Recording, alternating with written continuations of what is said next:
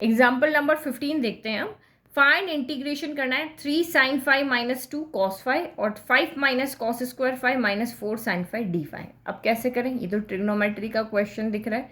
तो आप यहाँ पे देखो कि नीचे अगर आप यहाँ पे देखो तो ये डिग्री 2 है, बट एक क्वाड्रेटिक इक्वेशन की फॉर्म तो हमें यहाँ पे नहीं दिख रही है ना। ये कुछ ऐसा हो रहा है कि इसको सॉल्व कर लें, मैं इसको 1 माइनस साइन स्क्वायर थीटा भी कर दूं, तब ये आपकी नीचे क्या बन जाएगी, एक क्वाड्रेटिक इक्वेशन बन जाएगी। कैसे, देखो ये हो जाएगा integration of 3 sin 5 minus 2 cos 5 D 5 है, और ये 5 हो गया। इस cos स्क्वायर की जगह पे मैं रख देती हूँ 1 माइनस साइन स्क्वायर 5। ये माइनस इसके ये रखा तो ये माइनस इसको चेंज कर देगा, माइनस का 1 प्लस साइन स्क्वायर 5 हो जाएगा। तो 5 में से 1 गया तो ये क्या बच जाएगा, यहाँ पर 4 बच जाएगा। तो ये आपका यहाँ पे बन गया 4 और प्लस साइन स्क्वायर 5 माइनस का 4 साइन 5, यानी कि ए स्क्वायर, ये बी स्क्वायर और ये माइनस का 2ab हो गया। तो ये क्वाड्रेटिक इक्वेशन है, ये एक लीनियर इक्वेशन है, बट वेरिएबल की जगह यहाँ पे क्या दिए हुए हमें, साइन कॉस दिए हुए हैं। तो ये भी हमें पार्शियल फ्रैक्शन की हेल्प से ही सॉल्व करना पड़ेगा, बट इसमें आपका साइन भी आ रहा है, कॉस भी आ रहा है। तो मैं यहाँ पे क्या करती हूँ, इस कॉस को यहाँ से हटा देती हूँ ताकि सारी इक्वेशन मेरी साइन में हो जाए और ये एक पार्शियल फ्रैक्शन की हेल्प से सॉल्व हो जाए, क्योंकि नीचे क्वाड्रेटिक इक्वेशन बन रही है, ऊपर एक आपकी लीनियर इक्वेशन बन रही है। तो कॉस को कैसे हटाएं, तो मैं यहाँ पे क्या करती हूँ, देखो ऐसे प्रैक्टिस करने से आपका दिमाग आपको आइडिया देगा कि क्या कर सकते हैं। तो मैं यहाँ पे लेट करती हूँ साइन 5 को टी लेट करती हूँ। तो मैंने जब साइन 5 को टी लेट किया तो इसका मतलब कॉस 5 डी 5 इक्वल टू मेरा क्या हो गया, डी टी हो गया। देखो ये इक्वेशन अब आपकी क्या बन जाएगी, 3 साइन 5 की जगह टी रखो, 3t माइनस का 2 हो गया।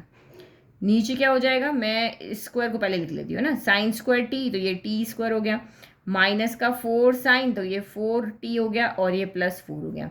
और cos 5 डी 5 की जगह पे मैंने यहाँ पे रख दिया डी टी। तो देखो आपकी इक्वेशन जो थी, जो क्वेश्चन था कॉम्प्लिकेटेड फॉर्म के अंदर, वो आपका यहाँ पर क्या हो गया, चेंज होकर क्या सिंपल हो गया। और इस तरह के क्वेश्चन तो अभी हमने एग्जाम्पल में बहुत सारे किए हैं। ये आपका एक प्रॉपर रैशनल फ्रैक्शन है, क्योंकि ऊपर लीनियर इक्वेशन है, नीचे क्वाड्रेटिक इक्वेशन है, बट आपको ये पता है कि नीचे जो क्वाड्रेटिक इक्वेशन है वो फैक्टर की फॉर्म में होनी चाहिए। तो चलो पहले हम इनके क्या बना लेते हैं, फैक्टर बना लेते हैं। तो T square minus 4t plus 4, 2 2 ज़ा 4 होता है, तो t प्लस करने पर आना चाहिए, तो माइनस का 2t माइनस का 2t प्लस 4 हो गया।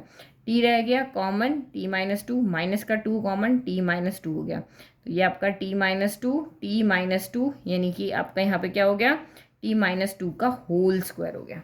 t माइनस 2 का क्या बन गया, होल स्क्वायर हो गया। होल स्क्वायर का तरीका आपको पता ही क्या होता है, तो इसको हम यहाँ पे क्या लिख सकते हैं, 3t minus 2 upon t minus 2 का होल स्क्वायर और dt हो गया।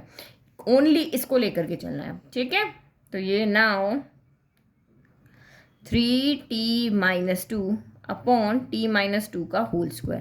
तो ये क्या होगा, पहले 1 डिग्री को लिखना है, फिर 2 डिग्री वाले को लिखना है, यही लिखना है ना, इसी तरीके से करना है। तो ये 1 डिग्री को लिखा, फिर 2 डिग्री को। अब एलसीएम लेकर के सॉल्व करोगे तो डिनोमिनेटर से तो डिनोमिनेटर हो जाएगा cancel, 3t minus 2 equal to a, इसके पास एक ही है, हमारे पास तो मैक्सिमम 2 है, तो यहाँ पे 1 का मल्टीप्लाई हो जाएगा। और b के पास दोनों है, इसलिए b के पास कुछ नहीं आएगा।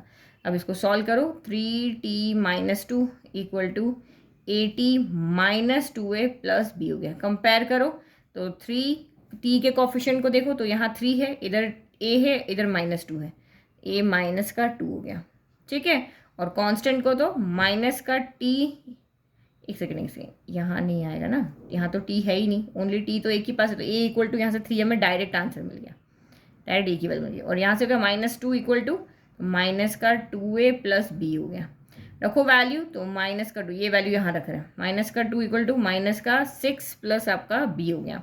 तो यानी कि b की वैल्यू माइनस का 6 उधर जाएगा, तो 6 में से 2 गया तो 4, यानी b की वैल्यू कितनी आ गई आपके पास में, 4 आ गई। तो बस अब आप वैल्यू को रख लो, तो बहुत इजी क्वेश्चन हो गया। देखो दिख रहा कितना टफ था कि हे भगवान कैसे सॉल्व करेंगे, क्या करेंगे, साइन कॉस आ गया, लेकिन जब आपने थोड़ा सा अपना यहाँ पे समझा कि एक लीनियर है, क्वाड्रेटिक इक्वेशन, तो पार्शियल फ्रैक्शन लगेगा, प्रॉपर फ्रैक्शन है पार्शियल फ्रैक्शन लगेगा, तो उससे हमने इसको यहाँ पे सॉल्व कर लिया। ये प्रॉब्लम क्रिएट कर रहा था तो इसको हमने यहाँ से हटा दिया। तो नाउ 3t-2 अपॉन t-2 का होल स्क्वायर इक्वल टू, ए की जगह रखो 3 × 1 अपॉन t-2, बस यहाँ ए बी की वैल्यू डाल रहे हैं। फिर b तो ये प्लस का 4 × 1 अपॉन t-2 का होल स्क्वायर हो गया। इंटीग्रेट कर रहे हैं, 3t-2 अपॉन t-2 का whole square plus 3 integration of 1 upon t-2 dt plus 4 integration of 1 upon t-2 का होल स्क्वायर dt। चलो करो इंटीग्रेट, यहाँ इक्वल का साइन आएगा 3, ये तो सीधा हो गया log t-2, फिर प्लस 4, ये वही होगा जो इससे पहले क्वेश्चन में किया था, इंटीग्रेशन t-2 प्लस का 2 पड़ गया तो -2 हो गया। x की पावर n का क्या होता है, x की पावर n-1, तो t-2 -2 sorry n+1 upon n+1, x की पावर n का क्या होता है, x की पावर n+1 अपॉन n+1, तो ये हो गया t-2 की पावर -1 और नीचे -1, तो हम इसको ऐसे लिख सकते हैं -1 अपॉन t-2 हो गया। ठीक है, तो ये मैं डायरेक्ट यहाँ पे कर देती हूँ, -1 अपॉन t-2 प्लस आपका c हो गया, ये प्लस माइनस माइनस हो जाएंगे, 3 log t-2 -4 upon t-2 plus आपका यहाँ पे c हो गया। अब t की वैल्यू हमारी क्या थी, sin phi थी, तो वो रख दो 3 sin phi -2, और ये आप चाहे क्वेश्चन लिख लो चाहे आप यही लिख लो, यहाँ t-2 का होल स्क्वायर लिखा था ना, तो या चाहे तो वो ही लिख लो, sin phi -2 का whole square equal to 3 log sin phi -2 -4 upon sin phi -2 plus आपका c हो गया। अब देखो बुक के यहाँ तक आपका आंसर राइट है, इतना लिख दोगे तब भी आपका राइट है, बट आपको पता है sin phi की वैल्यू कहाँ से कहाँ तक होती है, sin phi की वैल्यू जो होती है -1 से +1 के बीच में होती है।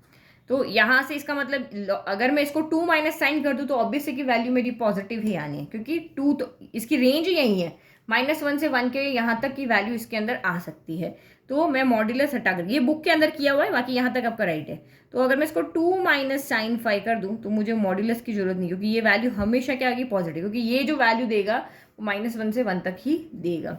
फिर यहाँ से भी माइनस कॉमन ले लें, तो माइनस कॉमन लोगे तो ये माइनस और ये माइनस मिलके प्लस हो जाएंगे, +4 अपॉन 2 माइनस साइन 5, क्योंकि ये वैल्यू भी हमेशा यहाँ पे पॉजिटिव आएगी, +c। तो आपके बुक में ये आंसर है, अदरवाइज आपने ये लिखा है ऊपर वाला तब भी आपका राइट है, नहीं तो आप कहोगे मैम आपका आंसर तो मैच नहीं कर रहा, लेकिन अब आपका आंसर यहाँ पे मैच कर रहा है। तो ये हमारा हो गया एग्जाम्पल 15। वीडियो पसंद आ रहे हैं तो प्लीज़ चैनल को लाइक शेयर सब्सक्राइब करें, और इस तरह का कोई और क्वेश्चन है तो उसको आप प्रैक्टिस करो, एक बार वीडियो को देखो, बंद कर दो और अपने आप उसको सॉल्व करने की ट्राई करो, तभी आपके दिमाग में रहेगा। अदरवाइज ओनली आप वीडियो देख करके समझ जाओगे कि मैं तो कर लूँगा, नहीं होगा, आपको प्रैक्टिस करनी पड़ेगी।